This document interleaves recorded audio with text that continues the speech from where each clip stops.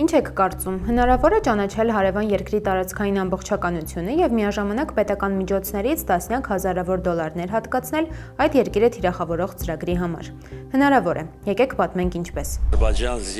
Որ երկրում ապրել են ադրբեջանցիները, աջակցել են նրանց պետականությանը։ Ադրբեջանցիների վերադարձը իրենց պատմական հողեր, ներկայիս Հայաստան, չպետք է վախեցնի հայ ժողովրդին եւ պետությանը։ Հայաստանի Հանրապետության նկատմամբ տարածքային հավակնություններ ունեցող Արևմտյան Ադրբեջան ծրագրի ֆինանսավորման մեխանիզմները բացահայտվում են հետքի ձեռքի տակ հայտնված փաստաթղթերով։ Ադրբեջանի նախագահի աշխատակազմից արտահոսած փաստաթղթերը ցույց են տալիս, որ Արևմտյան Ադրբեջանը ոչ թե հասարակական նախաձեռնություն է, այլ հենց Իլհամ Ալիևի աշխատակազմի կողմից ֆինանսավորվող պետական ծրագիր։ Փաստորենի այս թողարկմանը կներկայացնենք այդ պայմանագրերը եւ կպատմենք ծրագրի քարոզչության մասին։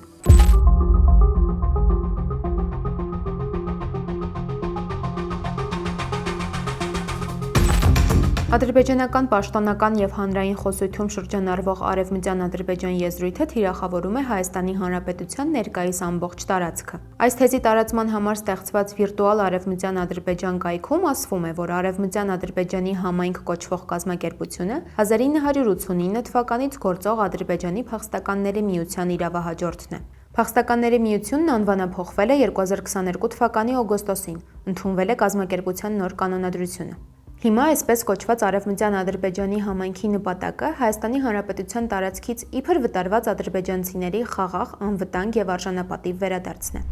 Ադրբեջանի նախագահի եւ վերնախավի հայտարարությունները ցույց են տալիս, որ այսպես կոչված Արևմտյան Ադրբեջանը փափուկ ուժի միջոցով Հայաստանի հանդեպ տարածքային հավակնությունները կյանքի կոչելու ծրագիր է։ Մեր գործունեության նպատակն է մեր վերադարձը մեր պատմական հողեր։ Համայնքը երբեք չի արտահայտվել Հայաստանի ինքնիշխանության կամ տարածքային ամբողջականության դեմ։ Ինչպես ընդգծեց պարոն նախագահը, մենք Արևմտյան Ադրբեջան կվերադառնանք ոչ թե տանկերով, այլ մեքենաներով։ Կազմակերպության վերակազմավորումն ու անվանափոխությունը միայն սկիզբն էր։ Բաքվի հաջորդ քայլը Արևմտյան Ադրբեջանի խոսույթը քարոզչական տիրույթ տեղափոխելն ու միջազգային լսարանի համար հասանելի դարձնելն էր։ Ադրբեջանի փախստականների միության անվանափոխությունից 6 ամիս անց 2023 թվականի փետրվարին գրանցվել է երկու կայք՝ Արևմտյան Ադրբեջանի համայնքը եւ վիրտուալ Արևմտյան Ադրբեջանը։ Սրանցից առաջինն ունի ադրբեջաներեն, թուրքերեն, հայերեն, անգլերեն, ռուսերեն տարբերակներ, իսկ երկրորդը ադրբեջաներեն, անգլերեն, ռուսերեն, իսպաներեն տարբերակներ։ Երկու կայքերն էլի են հակահայկական շինծու բովանդակությամբ։ Հատկանշական է, որ Արևմտյան Ադրբեջան խոսույթը Ալիևն ու նրա ենթակաները սկսել են ակտիվորեն կիրառել այնպիսի ժամանակահատվածում, երբ պաշտոնական Բաքուն ցույց էր տալիս հարցերը զենքի ուժով լուծելու իր ռազմավարությունը։ 2022 թվականը լի էր նման օրինակներով։ Արցախի հանդեպ շարունակական ագրեսիաներ ու սադրանքներ։ 2022-ի սեպտեմբերյան ագրեսիա Հայաստանի Հանրապետության սուվերեն տարածքի նկատմամբ։ Այդ տարածքի որոշ հատվածների օկուպացիա։ Վարչապետ Փաշինյանի կողմից Ադրբեջանի տարածքային ամբողջականության ճանաչում 2022-ի հոկտեմբերին, որ Հայաստանի Հանրապետությունը լիարժեք ճանաչում է Ադրբեջանի տարածքային ամբողջականությունը, ինչպես նաև Արցախի բլոկադը 2022-ի դեկտեմբերից։ Եվ մրգի խանութները վաղուց փակված են։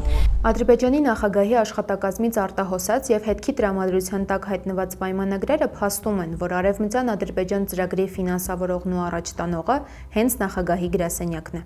Փաստաթղթերի համաձայն Արևմտյան Ադրբեջանի համայնք կազմակերպությունն այս մեխանիզմում միայն կատարում է Ալիևի աշխատակազմի պատվերները։ Մեր ձեռքի տակ հայտնված փաստաթղթերը վերաբերում են 2023 թվականի դեկտեմբերին Բաքվում կազմակերպված միջազգային կոնֆերանսին։ Այն ադրբեջանցիների Հայաստան վերադառնալու մասին էր եւ կազմակերպվել էր Արցախի հայաթափումից 2 ամիս անց։ Ընդ որում, սա նման առաջին կոնֆերանսն էր։ Նույնատիպ քարոզչական միջոցառումներ անցկացվել են նաեւ 2024 եւ 2025 թվականներին։ Պայմանագրերում որպես պատվիրատու հանդես է գալիս Ադրբեջանի նախագահի աշխատակազմը։ Դրա անունից փաստաթղթերը ստորագրել է աշխատակազմի ղեկավար Ռամին Գուլուզադեն։ Պայմանագրերից մեկը կնքվել է Արևմտյան Ադրբեջանի համայնք կազմակերպության հետ, որը պետք է կոնֆերանսի կազմակերպման հետ կապված ծառայություններ մատուցեր Ալիևի աշխատակազմին։ Պայմանագրի արժեքը կազմել է $23500։ Մեկ այլ պայմանագիր ստորագրվել է ռազմավարական հաղորդակցությունների կենտրոն ադրբեջանական հասարակական կազմակերպության հետ, որպեսզի այն համապատասխան ինֆորմացիա տեղադրի վիրտուալ Արևմտյան Ադրբեջան հարթակում։ Ծառայության արժեքը եղել է $11800։ Եվս մի պայմանագիր Ռամին Գուլուզադեն կնքել է տեղական MZ ընկերության հետ։ Սա պետք է վարձակալությամբ LED էկրան տրամադրեր կոնֆերանսի համար։ Պայմանագրի գինը $1350։ Կոնֆերանսի անցկացման եւ արտասահմանցի հյուրերին տեղավորելու համար Ալիևի աշխատակազմի ղեկավարը մի պայմանագիր էլ ստորագրել է Բաքու Marriott Hotel Boulevard հյուրանոցի հետ։ Պայմանագրի գինը $19100։ Այսպիսով հետքի ձեռքի տակ հայտնված 4 պայմանագրերի ընդհանուր արժեքը 95000 մանաթ է, կամ $56000։ Չի բացառվում, որ կոնֆերանսի համար այլ պայմանագրեր ևս կնքվել են, այսինքն ավելի մեծ գումար է ծախսվել։ Հյուրանոցի հետ կնքված պայմանագրի մեջ կա կոնֆերանսին հրավիրված 34 հյուրի անուն։ Նրանց համար սենյակներ են ամրագրվել 1-ից 5 գիշերով։ Մենք ուսումնասիրել ենք այս անձանց ինքնությունն ու պարզել, որ Բաքուն միջազգային լսարանին իր կեղծ թեզերը հասցնելու համար ներգրավել է ոչ միայն քաղաքական գործիչների, այլև լրագրողների, գրողների, փորձագետների եւ գիտնականների։ Ըստ ադրբեջանական պետական Ազերթաջ լրատվական գործակալության 2023 թվականի կոնֆերանսին մասնակցել է ավելի քան 100 մարդ Ադրբեջանից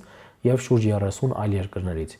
Հյուրերի թվում գտել ենք թուրքական Մարմարայի եւ Անկարայի համալսարանների պրոֆեսորների, ինչպես նաեւ Էրդողանի իշխող կուսակցության падգամավորների։ Ռուսաստանից հրավիրվել են ադրբեջանամետ քաղաքագետներ ու վերլուծաբաններ, որոնց մեջ հատկապես առանձնանում է Եվգենի Միխայլովը։ Մասնակիցներ են եղել Իտալիայից, Ալբանիայից, Հունաստանից, Հունգարիայից, Լյուքսեմբուրգից, Լիտվայից, Վրաստանից։ Առանձնանում է Մոլդովայի մարդու իրավունքների նախկին պաշտպան Աուրելիա Գրիգորյուն։ Նա 2013-ին Հայաստանի ազգային ժողովում հայտարարել էր. Ադրբեջանի դեմ Հայաստանի ագրեսիան, որը շարունակվում է ավելի քան 25 տարի, ուղեկցվել է մարդու իրավունքների հիմնարար սկզբունքների եւ միջազգային իրավունքի համընդհանուր ճանաչված նորմերի զանգվածային խախտումներով։ Այս ագրեսիայի արդյունքում Հայաստանը խախտել է Ադրբեջանի սահմանների 360 կիլոմետրը, վերահսկողություն է հաստատել ադրբեջանա-իրանական սահմանի 198 կիլոմետրի նկատմամբ եւ օկուպացրել երկրի տարածքի 20%-ը։ Բաքվի կոնֆերանսին մասնակցել է նաև ղազախ գրող Նասիխ Ակենժինան, որն ադրբեջանական լրատվամիջոցների սիրած կերպարներից է։